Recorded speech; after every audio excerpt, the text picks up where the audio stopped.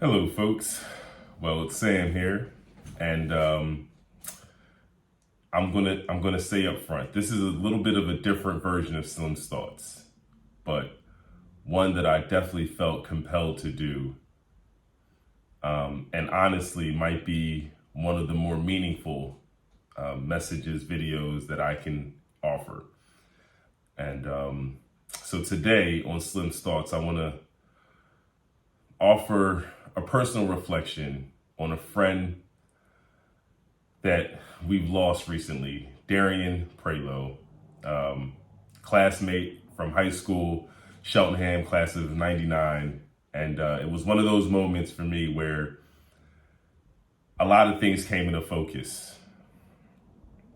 One, you realize you have a different perspective on what time is in terms of how much time you have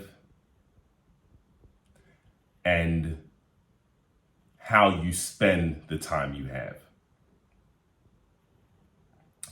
Two, the realization that if you don't do, it won't happen. And I know that seems simple and fairly obvious, but I know that I'm not speaking to myself, where we've convinced ourselves that either we have time to do something that we're not doing. I think the other is that we just assume that whatever we can imagine, we'll be able to bring it to fruition because we've imagined it. And that time will permit us to that manifestation. Time will permit us to the manifestation. But it's not time that will permit us to the manifestation of anything that is created in our thoughts. It's our actions. It's our actions. It's not time. Time is not the component that allows you to produce. Activity is the component, is the element that allows production. And yes, because we recognize that there are timetables to certain things, I think we've conditioned ourselves to just assume that is most critical in our ability to obtain whatever it is. So the first thing we identify is the time component. And as long as we can rationalize in our mind, we have the time to complete these things, then there will always be time to do it. We just got to do. So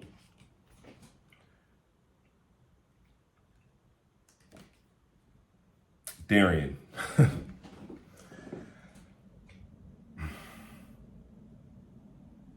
Here's what I like to say about Darian. I met Darian when I was 12 years old.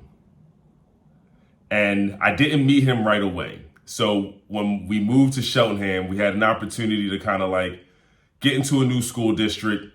It was different for us. And I say us, I'm talking about my twin brother and I. So, just follow me from that point on. Twin, that's the us. But depending on your lunch period dictated who you were going to interact with outside of like who you went to your classes with. So as a sixth grader, I only knew the sixth graders that were either in my class or who I had lunch with. Darian was a sixth grader that I did not have lunch with. And the first time I met Darian for real, was when the school had a basketball tournament and it was all the top, it was a 2-on-2 tournament. And so the two best from each gym or each lunch period would then, those were the finalists that would go head to head for a champion, right? Darian represented the fourth lunch class, and I was the sixth period lunch class. And that's how I met Darian, hooping. He was representing a different lunch, right? And what I realized about him right off the bat is that this dude just had this dog in him, yo. Like it was, if I'm going to use an animal to describe Darian Prioleau, and I hope no one finds any offense to this in any way, shape, or form, because I mean it with the utmost respect for the type of person he was. He was like a honey badger. Like honey badgers really appear like very unassuming. They like their noses are down, they're sniffing around, like they're always about their business. You know what I'm saying? Like a honey badger really isn't about your business. A honey badger is about their own business. But if you play it funny if you want, you will learn about the tenacity of a honey badger. It backs down to no animals at all and will even buck up against animals that don't even want the smoke. Like it'll carry itself like that at times. So just so that you know. And I think Darian really was that type of person. Like he was about his business, he minded his business, but when he was time for him to bring it, he brought it, you know? And so that's something I remember just right off the bat in 6th grade. But then going through the years, you know, we really formed a bond on the basketball court first. You know, like that's where he became like a brother to me. He was a person who cared. He cared, man. Like you could let him into your experiences, let him into the things that you were dealing with, because you knew you were talking to a person that like you felt like had already endured so much in his own life that he had space for it. You know what I'm saying? Like it was never too heavy for him, because you always got a sense that like he has dealt with something heavier than what I'm talking about, you know? And as much as you want to extend it for him, like he offered what he wanted to offer you. You know what I'm saying? Like you're not going to get out of him what he didn't want to give you. But what he gave you, you protected because you realized the kind of bull he was, man. And so that I appreciate about the relationship that I formed with him as a teammate and a classmate from 6th grade all the way through our senior year in high school.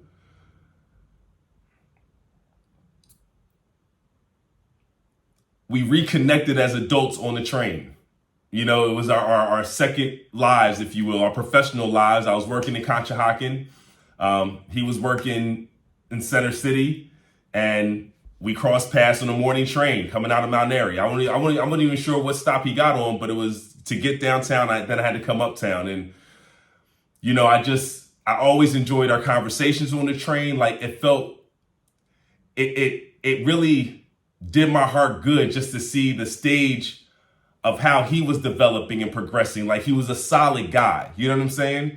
And it felt good to just always be able to build with him whenever those opportunities presented itself.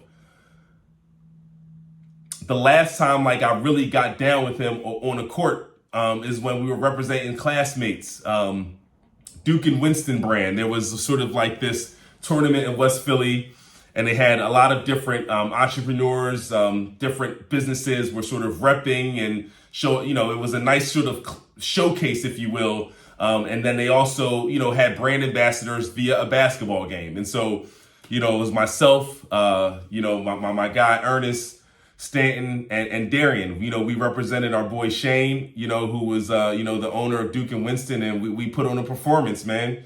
You know, we didn't win a chip, which was our goal. I blame myself, to be honest. But again, seeing that dog in him, man, like after all those years, nothing changed, man. You know, he was still the same guy. And, you know, I just got to say that, like, to be in the presence of his family, his colleagues at his service yesterday was an experience I will not forget. You know, my wife was present. I was sitting in a row with a lot of classmates. And, you know, she was brought to tears on so many occasions, and she's never really met Darian. But it's because of the type of impact that he's had on so many people's lives. And I just wanted to take a moment just to give flowers and honor my brother, you know, who's no longer with us. And, you know, it feels too soon for us. And what was expressed at the funeral was that, you know, Darian had a dream. And so as much as we are going to have our own process of coming to grips with his passing, I'm also compelled to accept the fact that we don't know what God's time is for us. And so Darian, to his family, I am so proud to have been part of his life. You know, through our AAU, I mean, not AAU, we did Mallory together. I mean, like we grinded together, man. And there was so much that I became aware of about you yesterday at your service, man. And you lived a beautiful life, man. And you've impacted people in a very positive way. And I'm proud to being able to call you a brother, man. So this is to Darian Prioleau, Cheltenham class of 99. You will never be forgotten in my heart, brother. We love you, man. Peace.